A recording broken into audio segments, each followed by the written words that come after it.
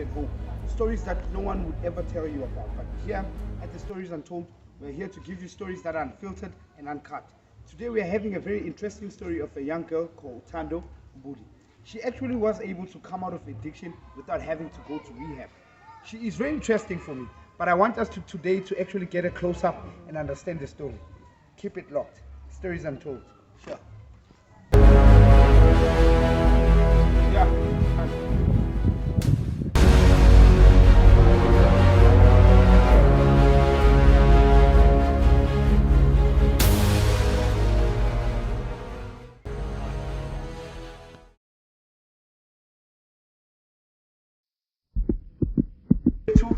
Like I told you, this is Stories Untold. We'll be giving you stories that are unfiltered, unwavering, and uncut. This is where we don't manipulate what people must say or how they should answer. But today we are having a very interesting story, Thando, and I'm here to give you a close-up with her life. This is one of the ladies who actually was able to stop using substances without program, without rehabilitation program. So today she's going to introduce herself and give you a closer look at her life. Sabona Thando. Hi, how are you today? Yeah, Please tell the people who are you Hi guys. briefly. My name is Thando Rantu Ngudi.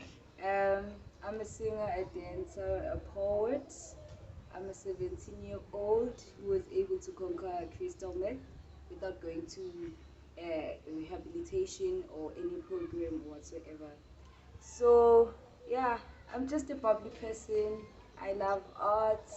I love being around kids, and I love things that build people. And that's why I'm here to build some young girls and women and men out there who are using substances and don't believe that they can make it.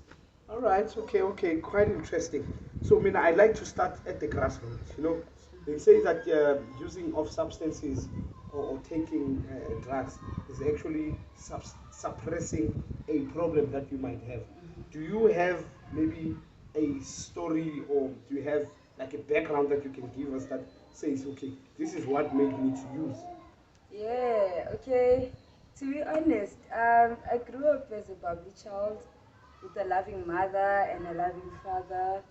Well, my mom and my father were not together, so they were separated, and me and my mom used to rent rooms and sit at the church. So when I was young, I was that one child who was always with my father. Sometimes I'm with my mother, but majority of my time I used to spend with my father. And one thing I realized, my father taught me a lot. Then I was that wild child who was never scared of certain things till a certain day where I encountered rape at a very early age. My mom was at the hospital and I didn't know. So it was very hectic for me. I kept it as a secret. I was afraid if my parents were going to kill the person or something like that. Yeah. And me growing up, I was always an artistic person. I used to love singing, dancing, and all that. Now I started being a rebellious child when I started becoming 10 after losing my father. Now I felt like life is crashing. Then I became a rebellious child. I'm no longer listening to my mom. I go out whenever I want to, starting to have bad friends. This thing started with bus life, and then I went out of bus life to getting friends that would go out, see a chivenda way, and then maybe we'd get lost weeks. And I didn't know crystal meth, that is a substance that can be used. I didn't know. I didn't even know how to use it. Yeah. So I had friends. Yeah. So tell me, this using and now because there's a whole lot of things that you just mentioned now, of which I think we must try and dissect and know. Firstly, I would like to know, when did you lose your father, and when did you start using your first drug? The first time that you actually took, when was it, and was it helping the problem at the time when you was using? Yeah, well, I lost my father when I was 10. I think when I was 9, a year before COVID, 2019, Yeah. just before COVID escalated. I remember my father died on the 6th of June, Yeah. and then he was buried on the 15th. Okay. I mean, I remember very well, it was Father's Day on that day. So when I was watching my father go down the grave, some kids were saying Happy Father's Day to their Yes. fathers, Yeah. you know. And that was my best friend. I loved him so much because I knew there's no child who will suffer when he's around, you know. And um, I started using my first year in high school when I was doing grade 8 due to friends, you know, the thing of Sizozula. And remember, me using was not me doing it, you know. I was not willing to do that. I was not even in that lane of suppressing pain or whatever. I didn't use crystal as something to hide away from my reality, you know.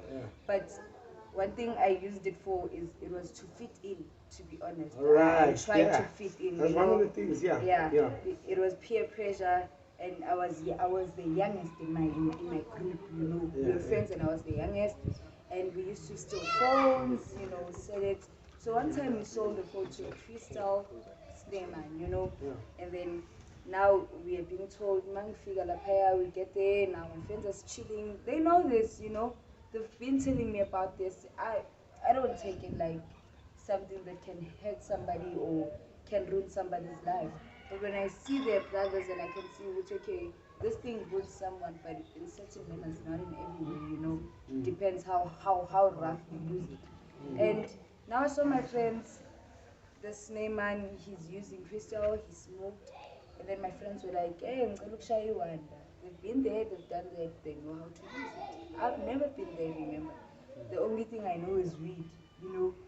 I would do my weed and just be off, you know. That's the only thing I would understand, like the rest of the things I've never tried. So my friends, they were into crystal, secretively so, I didn't know. Then they started smoking that night. Now you see this thing, when Zolala, now your friends are wake up, you know, and this environment you're in, you don't feel safe, things like that. It was like, okay, now man, let me do the first pool, you know. And let's see if something happens. This thing doesn't have even a smell, you know. It feels like nothing. I'm guys.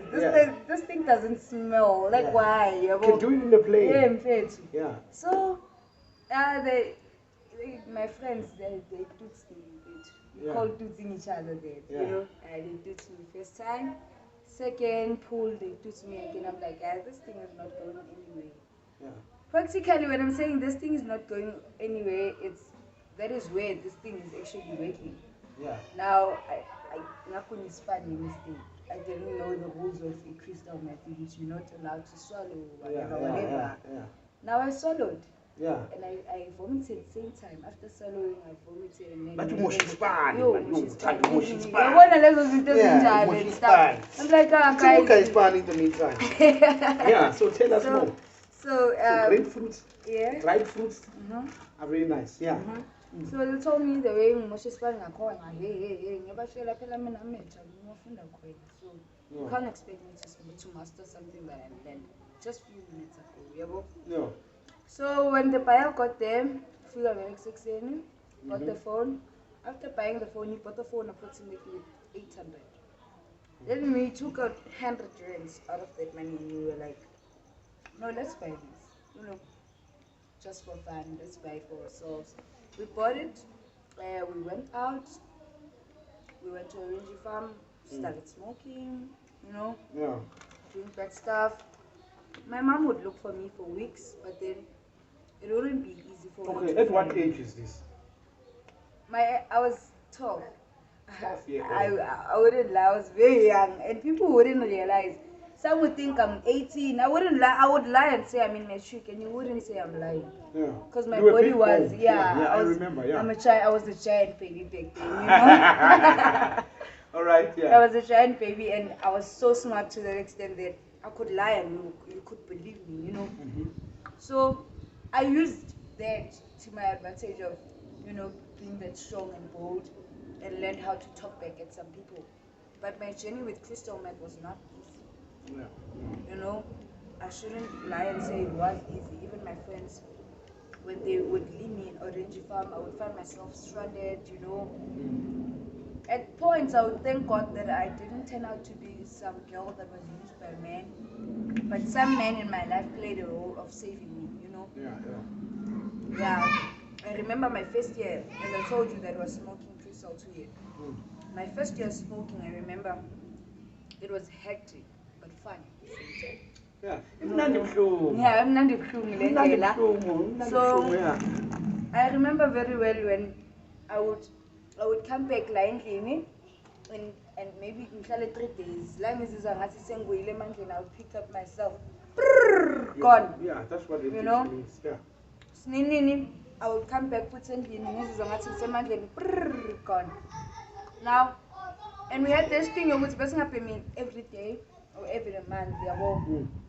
We would smoke occasionally. Oh, you mean in certain places. Yeah. With certain people, you know. I can get it up to today. People telling you, mina ngiyabhema discipline.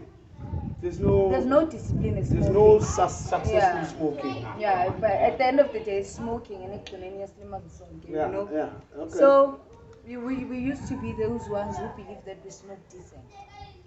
Oh, okay, yeah. But we're not decent smokers. Yeah. You know, we just smokers like smokers. Yeah, yes, mama. Like we smokers. We would tell ourselves, we said, no must be underwear, like as girls. We would, you know, besizikhukhumeza nempahla ubone ukuthi hey bayasifila labantwana labo. Kanti Crystal yakho. Guys ukuphetha bekuyazinye izinto ne. But then I remember very well when I was now getting out of their control. Remember, we're friends, but you cannot control me forever. Yeah.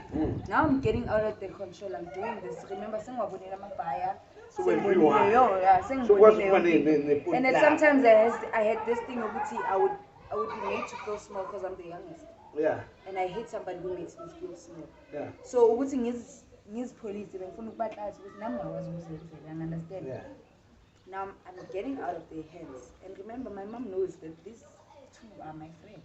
Yeah. So from there, now I was costed that I should get out of my friendship zone to my pretending zone. Yeah. This is the first year of smoking. And already I've got everything in track, like the way fasting are called. Sengazi nokuthi kwenziwani kanjani, I understand. Sengazi ukuzithengela mina ngazi abosinemani, ngazi nokuthi pot manje ngifuna ngilanda. Uyakuyizinto ezinjalo. Yo, I'm a trap house. Okay, but then I have a question. I'll tell you something. You know, and then you end up not having your own supply, you know, and chilling a trap house with other people. How many guys have tried to take advantage of being with you sexually for you to get a fix? No, many guys. But I would be lucky in most cases that I will have guys that are surrounding that particular guy that will protect me because they know maybe my background or my mom or my age or they've been with my father, something like that, you know. All right, okay. So things like that used to protect me. So in my own spiritual eye, I would say maybe it was my father protecting me in a way. Okay. You know, because I wouldn't say crystal smokers raped me. Yeah. Not even one. Yeah. Maybe if I would have any sexual intercourse, it was out of my own will. Yeah. Now, after a long time, you know, and I was very choosy. Yeah. I had this thing, I want a clean guy. Yeah. I wouldn't go no matter my strategy. Yeah. That's the way I was like. All right. Okay. Now. Cool. So, well, it's the human factor. Yeah. You know? Many guys tried taking advantage of me, but I was smarter with this. If I realize that you want to take an advantage, I leave the place for my safety, you know. But have you taken advantage of a guy who was sweet? Yeah, many because times. I know you guys are manipulative. Many times. Crystallize. Have you tried taking advantage of a guy who was sweet and then he did everything and then you left him just like that, one torture or still tennis, you know? Have you been across? Yeah, many times because of it. Okay. Yeah, and you know, this thing, you see, the experience was fucked up, you know. Sometimes we would steal from our boyfriend. Yeah. You know, take their money, maybe lie. We need money for taxi to go somewhere. maybe he gives me 100 rand and then he's like, bring back the change. I'm like, what the hell, change? Gone. All right. You know? Yeah. So that was another life that I never imagined that I would live.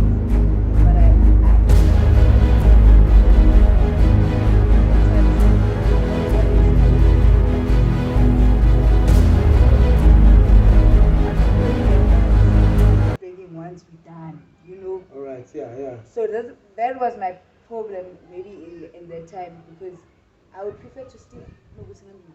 All right. Okay. So, I had an encounter with you. Mm-hmm. You know, I wouldn't count myself as one of the people who contributed, but I did try to contribute, and I told you to stop using when I was using. You know, and I believed it worked. You know, it worked, yes. Yeah. So tell us more about that. Like, you know, this guy is using and then he's telling me to stop using. You know, Terence, there was a time I remember when I was dead, and when I came back here home, you all guys were there for me, you know. Yeah. But particularly you, because like guys, they didn't have hope in me that I would ever quit or I would ever change, you know, sure. or I would ever quit the friends I ever had. Yeah. Even my own brothers, you know. Yeah. They didn't believe that I could be the woman that I am today. You can be reformed. Yeah. So, to be honest, you changed my life in a way. I remember when you took me here and you were like, "Gonna have a shy chica." You know, in my mind, I thought like, "Terence, maybe when you sang Gochi, you're not cheat as your shy." Yeah. Nah, yeah, so you can Terence, guys, me go tell. Yeah. We young trapper. Remember, this person is smoking. Every time when you would say, Terence, when Terence would say to me, Thando, stop smoking, that, I would be like, Mara Terence, why don't you tell yourself that?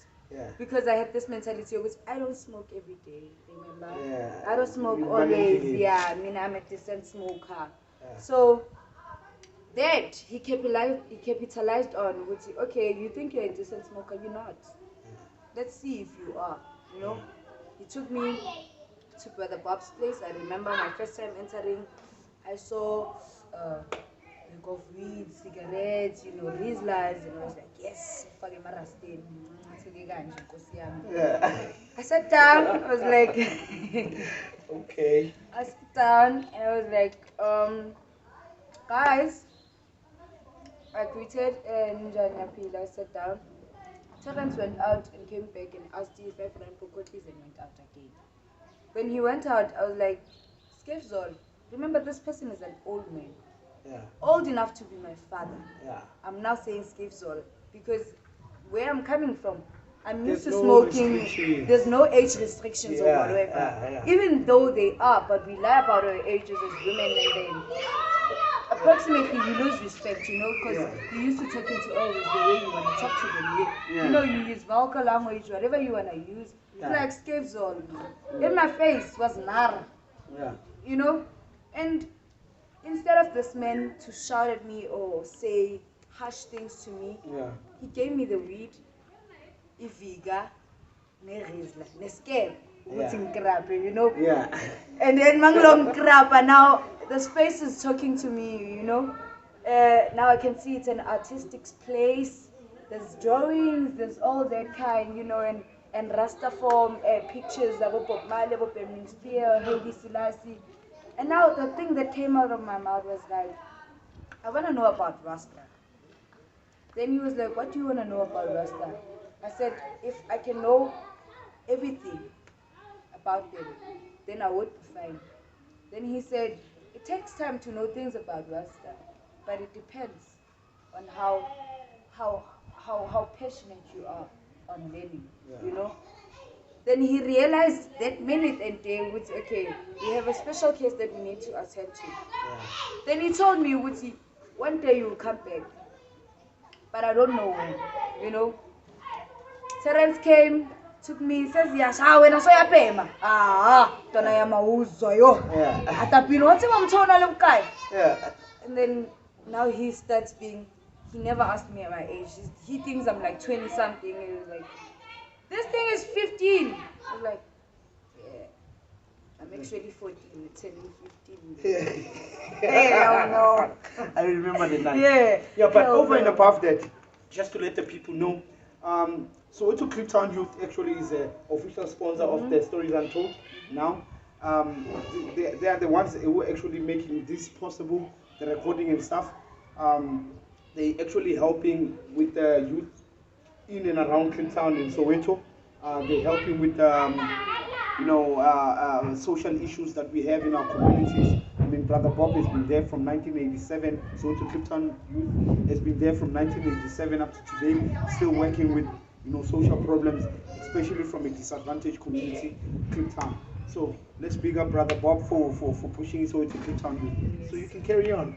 Yeah, so I remember when, mentality to our family was that mentality, and one thing I realized is not that people didn't come to him and tell him this, that, Yeah. but he didn't look at me as a smoke. Yeah. He saw the beauty within, Yeah. that divine beauty, that silenced baby, Yeah. that art guru, Yeah. and then he was like, you know what, girl, ukuze ngikwazi ukukusiza, and to be able to get to the bottom of your problems, I need to know who you are and whatever you went through. Now, one thing I've realized about Brother Bob, I can say, is one, like my father, because I didn't tell him certain things. He asked me as if he knows, Yeah. I remember when he was taking me through counseling, and he used to take me to backpackers, and we used to sit around the fire.